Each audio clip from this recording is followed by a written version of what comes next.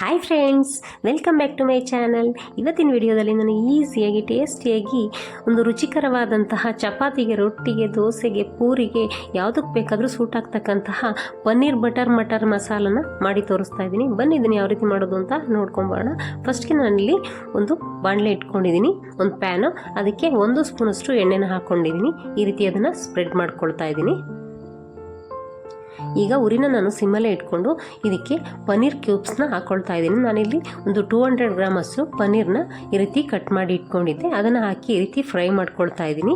ಇಷ್ಟು ಫ್ರೈ ಆದರೆ ಸಾಕು. ಈಗ ನಾವು ಅದನ್ನು ತೆಗೆದು ಒಂದು ನೀರು ಹಾಕಿರ್ತಕ್ಕಂತಹ ಪಾತ್ರೆಗೆ ಹಾಕ್ಕೊಳ್ಳೋಣ. ನಾನು ಯಾಕೆ ನೀರು ಹಾಕಿರೋ ಪಾತ್ರೆಗೆ ಇದನ್ನು ಫ್ರೈ ಮಾಡಿ ಹಾಕ್ಕೊಳ್ತಾ ಇದ್ದೀನಿ ಅಂತ ಮುಂದೆ ಹೇಳ್ತೀನಿ. ಈಗ ನಾನು ಅದೇ ಪ್ಯಾನ್ಗೆ ಒಂದು 6ರಿಂದ 7 ಬೆಳ್ಳುಳ್ಳಿ ಹೆಸರುಗಳನ್ನ ಹಾಕ್ಕೊಳ್ತಾ ಇದ್ದೀನಿ. ಹಾಗೆ 1 ಇಂಚಷ್ಟು ಶುಂಠಿ, ಹಾಗೆ 2 ಹಸಿಮೆಣಸಿನ್ಕಾಯಿನ ಹಾಕ್ಕೊಂಡು ಸ್ವಲ್ಪ ಫ್ರೈ ಮಾಡ್ಕೊಳ್ತಾ ಇದ್ದೀನಿ. ಈ ರೀತಿ ಇದು ಸ್ವಲ್ಪ ಫ್ರೈ ಆದರೆ ಸಾಕಾಗುತ್ತೆ. ನಂತರ ಅದಕ್ಕೆ ಒಂದು ದಪ್ಪ ಈರುಳ್ಳಿನ ಈ ರೀತಿ ಕಟ್ ಮಾಡಿ ಹಾಕ್ಕೊಂಡಿದ್ದೀನಿ. ಈಗ ಇದನ್ನು ಕೂಡ ನಾವು ಸ್ವಲ್ಪ ಫ್ರೈ ಮಾಡ್ಕೊಳ್ಬೇಕು. ಜೊತೆಗೆ ಒಂದು 2 ಬ್ಯಾಡಗಿ ಮೆಣಸಿನ್ಕಾಯಿ ಮತ್ತು ಒಂದು 2 ಗುಂಟೂರು ಮೆಣಸಿನ್ಕಾಯಿನೂ ಕೂಡ ಹಾಕ್ಕೊಂಡು ಫ್ರೈ ಮಾಡ್ತಾ ಇದ್ದೀನಿ. ಈಗ ಇದನ್ನು ಕೂಡ ಮಿಕ್ಸ್ ಮಾಡ್ಕೊಳ್ತಾ ಈ ರೀತಿ ಉರಿನ ಸಿಮ್ಮಲ್ಲೇ ಇಟ್ಕೊಂಡು ಫ್ರೈ ಮಾಡ್ಕೊಳ್ಬೇಕು. ಈರುಳ್ಳಿ ಸ್ವಲ್ಪ ಬೇಯೋವರೆಗೂ ನಾವು ಫ್ರೈ ಮಾಡ್ಕೊಳ್ಬೇಕಾಗತ್ತೆ. ನೋಡಿ, ಈರುಳ್ಳಿ ಈಗ ಸ್ವಲ್ಪ ಚೆನ್ನಾಗಿ ಬೆಂದಿದೆ ಸ್ವಲ್ಪ ಮಟ್ಟಿಗೆ. ಈಗ ಅದಕ್ಕೆ ನಾನು ಒಂದು 4 ಟೊಮೆಟೊನ ಈ ರೀತಿ ಚಿಕ್ಕದಾಗಿ ಕಟ್ ಮಾಡಿ ಇಟ್ಕೊಂಡಿದ್ದೆ, ಅದನ್ನು ಹಾಕ್ಕೊಳ್ತಾ ಇದ್ದೀನಿ. ನಂತರ ಒಂದು ಅರ್ಧ ಸ್ಪೂನಷ್ಟು ಉಪ್ಪನ್ನು ಹಾಕ್ಕೊಳ್ತಾ ಇದ್ದೀನಿ. ನಾವು ಉಪ್ಪನ್ನು ಹಾಕ್ಕೊಂಡು ಈ ರೀತಿ ಫ್ರೈ ಮಾಡ್ಕೊಳ್ಳೋದ್ರಿಂದ ಟೊಮೆಟೊ ಎಲ್ಲ ಬೇಗ ಸಾಫ್ಟ್ ಆಗುತ್ತೆ. ಹಾಗಾಗಿ ನಾನು ಉಪ್ಪನ್ನು ಹಾಕ್ಕೊಂಡು ಈ ರೀತಿ ಫ್ರೈ ಮಾಡ್ಕೊಳ್ತಾ ಇದ್ದೀನಿ. ಈಗ ಉರಿನ ನಾನು ಮೀಡಿಯಂ ಫ್ಲೇಮಲ್ಲಿ ಇಟ್ಕೊಂಡು ಫ್ರೈ ಮಾಡ್ಕೊಳ್ತಾ ಇದ್ದೀನಿ.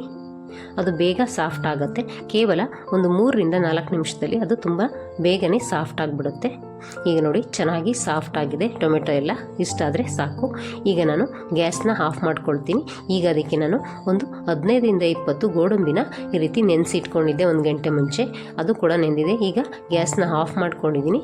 ಈಗ ನಾನು ಮಿಕ್ಸ್ ಮಾಡಿಕೊಂಡು ಇದನ್ನು ತಣ್ಣಗಾಗಲಿಕ್ಕೆ ಬಿಡ್ತಾ ಇದ್ದೀನಿ. ತಣ್ಣಗಾದ ನಂತರ ಪೂರ್ತಿಯಾಗಿ ಅದನ್ನು ಒಂದು ಮಿಕ್ಸಿ ಜಾರ್ಗೆ ಹಾಕ್ಕೊಂಡು ನೈಸಾಗಿ ಪೇಸ್ಟ್ ಮಾಡ್ಕೊಂಡು ತರ್ತೀನಿ. ಇದಕ್ಕೆ ಸ್ವಲ್ಪ ಬೇಕಾಗುವಷ್ಟು ನೀರನ್ನ ಹಾಕ್ಕೊಂಡು ನಾನು ನೈಸಾಗಿ ಪೇಸ್ಟ್ ಮಾಡಿಕೊಂಡು ಸೈಡಿಗೆ ಎತ್ತಿಟ್ಕೊಳ್ತಾ ಇದ್ದೀನಿ. ನಂತರ ಒಂದು ಚಿಕ್ಕ ಬಟ್ಲು ಇಟ್ಕೊಂಡಿದ್ದೀನಿ, ಅದಕ್ಕೆ 2 ಸ್ಪೂನಷ್ಟು ಧನಿಯಾ ಪೌಡರ್ನ ಹಾಕ್ಕೊಳ್ತಾ ಇದ್ದೀನಿ. ನಂತರ 1 ಸ್ಪೂನಷ್ಟು ಜೀರಿಗೆ ಪೌಡರು, ಇದು ಚಿಕ್ಕ ಸ್ಪೂನಲ್ಲಿ ನಾನು ಉಪಯೋಗಿಸ್ತಾ ಇದ್ದೀನಿ. ಈಗ ಅದಕ್ಕೆ 1 ಸ್ಪೂನಷ್ಟು ಅಚ್ಚ ಖಾರದ ಪುಡಿ, ಒಂದು 1/4 ಸ್ಪೂನಷ್ಟು ಅರಿಶಿಣನ ಹಾಕ್ಕೊಂಡು ಈ ರೀತಿ ನೀರು ಹಾಕ್ಕೊಂಡು ಸ್ವಲ್ಪ ಅದನ್ನು ಮಿಕ್ಸ್ ಮಾಡ್ಕೊಳ್ತಾ ಇದ್ದೀನಿ. ಇದು ಯಾಕೆ ಅಂತ ನಾನು ನೆಕ್ಸ್ಟ್ ತೋರಿಸ್ತೀನಿ. ಈಗ ಇದು ಚೆನ್ನಾಗಿ ಮಿಕ್ಸ್ ಆಗಿದೆ. ಇದನ್ನು ಸೈಡಿಗೆ ಎತ್ತಿಟ್ಕೊಳ್ತಾ ಇದ್ದೀನಿ. ಈಗ ನಾನಿಲ್ಲಿ ಒಂದು ಬಾಣಲೆ ಇಟ್ಕೊಂಡಿದ್ದೀನಿ ಒಲೆ ಮೇಲೆ. ಉರಿನ ಸಿಮ್ಮಲ್ಲೇ ಇಟ್ಕೊಂಡು ಅದಕ್ಕೆ ಒಂದು 2 ಸ್ಪೂನಷ್ಟು ಬೆಣ್ಣೆನ ಹಾಕ್ಕೊಳ್ತಾ ಇದ್ದೀನಿ. ನಂತರ ಬೆಣ್ಣೆ ಎಲ್ಲ ಚೆನ್ನಾಗಿ ಕರಗಿದ ನಂತರ ಅದಕ್ಕೆ ಸ್ವಲ್ಪ ಜೀರಿಗೆನ ಹಾಕ್ಕೊಳ್ತಾ ಇದ್ದೀನಿ, ಒಂದು ಅರ್ಧ ಸ್ಪೂನಷ್ಟು. ನಂತರ ಒಂದು 2 ಒಣಮೆಣಸಿನ್ಕಾಯಿ, ಒಂದು ಪಲಾವ್ ಎಲೆನ ಹಾಕ್ಕೊಳ್ತಾ ಇದ್ದೀನಿ, ಒಂದು 2 ಪಲಾವ್ ಎಲೆನ. ಈಗ ಇದನ್ನೆಲ್ಲವನ್ನು ಕೂಡ ನಾವು ಚೆನ್ನಾಗಿ ಫ್ರೈ ಮಾಡ್ಕೊಳ್ಬೇಕು. ಫ್ರೈ ಆದ ನಂತರ ನಾನು ಕಲಸಿಟ್ಕೊಂಡಿದ್ದೆ ಅಲ್ವಾ ಮಸಾಲೆಗಳನ್ನ, ಅದನ್ನು ಹಾಕ್ಕೊಳ್ತಾ ಇದ್ದೀನಿ. ಈಗ ನಾನು ಊರಿನ ಸಿಮ್ಮಲ್ಲೇ ಇಟ್ಕೊಂಡು ಇದನ್ನು ಸ್ವಲ್ಪ ನಾವು ಎಣ್ಣೆ ಬಿಡೋವರೆಗೂ ಕುದಿಸ್ಕೊಳ್ಬೇಕು. ಅದು ನೋಡಿ, ಎಣ್ಣೆ ಎಲ್ಲ ಬಿಡ್ತಾ ಇದೆ, ಚೆನ್ನಾಗಿ ಕುದೀತಾ ಇದೆ. ಇವಾಗ ನಾವು ಮಸಾಲೆನ ಪೇಸ್ಟ್ ಮಾಡಿ ಇಟ್ಕೊಂಡಿದ್ವಲ್ವ, ಅದನ್ನು ಹಾಕ್ಕೊಳ್ಳೋಣ. ಈಗ ನೋಡಿ, ಮಸಾಲೆನೆಲ್ಲ ಹಾಕಿದ ನಂತರ ಅದನ್ನು ತೊಳೆದ್ಬಿಟ್ಟು ಮಿಕ್ಸಿ ಜಾರ್ನ ನೀರನ್ನು ಕೂಡ ನಾವು ಹಾಕ್ಕೊಳ್ಬೇಕು. ನಮಗೆ ಗ್ರೇವಿ ಕನ್ಸಿಸ್ಟೆನ್ಸಿ ಎಷ್ಟು ಬೇಕಾಗುತ್ತೆ ಅಷ್ಟನ್ನು ನೋಡಿಕೊಂಡು ನಾವು ನೀರನ್ನ ಹಾಕ್ಕೊಂಡು ಅದನ್ನು ಕುದಿಲಿಕ್ಕೆ ಬಿಡಬೇಕು. ಇವಾಗ ನೋಡಿ, ಅದು ಚೆನ್ನಾಗಿ ಕುದೀತಾ ಇದೆ. ಇಷ್ಟು ಕುದೀತಾ ಇರೋವಾಗ ನಾವು ಅದಕ್ಕೆ ಬಟಾಣಿ ಕಾಳನ್ನ ಹಾಕ್ಕೊಳ್ಳೋಣ. ನಾನಿಲ್ಲಿ ಒಂದು ಬಟ್ಲಲ್ಲಿ ಅರ್ಧ ಬಟ್ಲಷ್ಟು ಬಟಾಣಿ ಕಾಳನ್ನ ಹಾಕ್ಕೊಳ್ತಾ ಇದ್ದೀನಿ, ಫ್ರೆಶ್ ಬಟಾಣಿನ. ಈಗ ಇದನ್ನು ಕೂಡ ಹಾಕಿದ ನಂತರ ಮಿಕ್ಸ್ ಮಾಡ್ಕೊಳ್ಬೇಕು ಈ ರೀತಿಯಾಗಿ. ಈಗ ಇದನ್ನು ನಾವು ಬೇಯಲಿಕ್ಕೆ ಬಿಡಬೇಕು. ಇದನ್ನು ಒಂದು 7ರಿಂದ 8 ನಿಮಿಷಗಳ ಕಾಲ ಬೇಯಲಿಕ್ಕೆ ಬಿಡಬೇಕಾಗತ್ತೆ.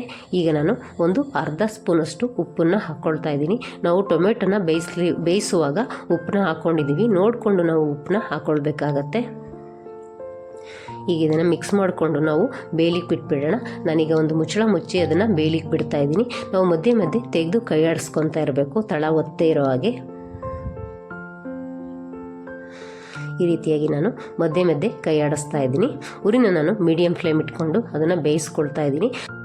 ಅದು ಕೈಗೆ ಸ್ವಲ್ಪ ಸಿಡಿತಾ ಇರುತ್ತೆ, ನಾವು ನೋಡಿಕೊಂಡು ಅದನ್ನು ತಿರ್ಸ್ಕೋಬೇಕು. ಈಗ ನಾನು ಉರಿನ ಸಿಮ್ಮಲ್ಲಿ ಇಟ್ಕೊಂಡು ಫ್ರೆಶ್ ಕ್ರೀಮ್ನ ಹಾಕ್ಕೊಳ್ತಾ ಇದ್ದೀನಿ. ನಾನು ಮನೆಯಲ್ಲೇ ಇಟ್ಕೊಂಡಿರ್ತಕ್ಕಂತಹ ಹಾಲಿನ ಕೆನೆನ ಈ ರೀತಿ ಸ್ವಲ್ಪ ಮಸ್ತ್ಬಿಟ್ಟು ಇಟ್ಕೊಂಡಿದ್ದೆ, ಅದನ್ನು ಹಾಕ್ಕೊಳ್ತಾ ಇದ್ದೀನಿ. ಈಗ ನಾನು ಸ್ವಲ್ಪ ಕಸ್ತೂರಿ ಮೇಥಿನ ಹಾಕ್ಕೊಳ್ತಾ ಇದ್ದೀನಿ. ಉರಿ ಇವಾಗ ಸಿಮ್ಮಲ್ಲೇ ಇದೆ. ಈಗ ಇದನ್ನು ನಾನು ಮಿಕ್ಸ್ ಮಾಡಿಕೊಂಡು ಈ ರೀತಿ ಬೇಯಿಸ್ಕೊಳ್ತಾ ಇದ್ದೀನಿ. ನೋಡಿ ಈ ರೀತಿಯಾಗಿ. ಈಗ ಇದನ್ನು ನಾವು ಒಂದು 2 ನಿಮಿಷ ಪುನಃ ಅದನ್ನು ಬೇಯಿಸ್ಕೊಳ್ಬೇಕು. ಈಗ ನಾನು ಕೊನೆಯಲ್ಲಿ ಅದಕ್ಕೆ ಪನ್ನೀರ್ ಕ್ಯೂಬ್ಸ್ನ ಹಾಕ್ಕೊಳ್ತಾ ಇದ್ದೀನಿ. ನಾವು ನೀರೊಳಗಡೆ ಹಾಕೋದ್ರಿಂದ ಪನ್ನೀರ್ನ ಅದು ತುಂಬ ಸಾಫ್ಟಾಗಿರುತ್ತೆ, ಅದು ಹಾರ್ಡ್ ಆಗೋದಿಲ್ಲ, ಒಂದು ರೀತಿಯ ಗಟ್ಟಿಯಾಗಿ ನಾರಿನ ಥರ ಆಗೋದಿಲ್ಲ. ಹಾಗಾಗಿ ನಾವು ಫ್ರೈ ಮಾಡಿದ ನಂತರ ಅದನ್ನ ನೀರೊಳಗಡೆ ಹಾಕ್ಕೊಂಡ್ರೆ ತುಂಬಾ ಟೇಸ್ಟಿಯಾಗಿರುತ್ತೆ. ಈಗ ಸಾಫ್ಟಾಗಿ ಈಗ ಅದನ್ನು ಚೆನ್ನಾಗಿ ನಾನು ಮಿಕ್ಸ್ ಮಾಡ್ಕೊಳ್ತಾ ಇದ್ದೀನಿ. ಈಗ ಸ್ವಲ್ಪ ಕೊತ್ತಂಬರಿ ಸೊಪ್ಪನ್ನ ಈ ರೀತಿ ಕಟ್ ಮಾಡಿ ಹಾಕ್ಕೊಳ್ತಾ ಇದ್ದೀನಿ. ಈಗ ಇದನ್ನು ಕೂಡ ನಾವು ಚೆನ್ನಾಗಿ ಮಿಕ್ಸ್ ಮಾಡ್ಕೊಳ್ಬೇಕು. ಈ ರೀತಿಯಾಗಿ ನಾನು ಚೆನ್ನಾಗಿ ಮಿಕ್ಸ್ ಮಾಡ್ಕೊಳ್ತಾ ಬೇಯಿಸ್ಕೊಳ್ತಾನೆ ಇದ್ದೀನಿ.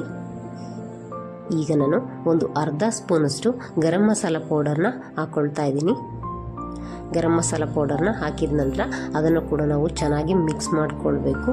ಮಿಕ್ಸ್ ಮಾಡ್ಕೊಂಡ ನಂತರ ನಾನು ಮತ್ತೆ 1 ನಿಮಿಷಗಳ ಕಾಲ ಬೇಯಿಸ್ಕೊಳ್ತಾ ಇದ್ದೀನಿ. ಈಗ ನೋಡಿ ಸೂಪರಾಗಿರ್ತಕ್ಕಂತಹ ಪನ್ನೀರ್ ಬಟರ್ ಮಟರ್ ಮಸಾಲ ರೆಡಿಯಾಗಿದೆ. ನೋಡಿ ಎಷ್ಟು ಸಖತ್ತಾಗಿ ಕಾಣಿಸ್ತಾ ಇದೆ ಅಂತ. ನೀವಿನ್ನು ನಮ್ಮ ಚಾನಲ್ಗೆ ಸಬ್ಸ್ಕ್ರೈಬ್ ಮಾಡ್ಕೊಂಡಿಲ್ಲ ಅಂದರೆ ಈಗಲೇ ಸಬ್ಸ್ಕ್ರೈಬ್ ಮಾಡ್ಕೊಳ್ಳಿ. ಹಾಗೆ ವಿಡಿಯೋ ಇಷ್ಟ ಆದರೆ ಲೈಕ್ ಮಾಡಿ, ಶೇರ್ ಮಾಡಿ.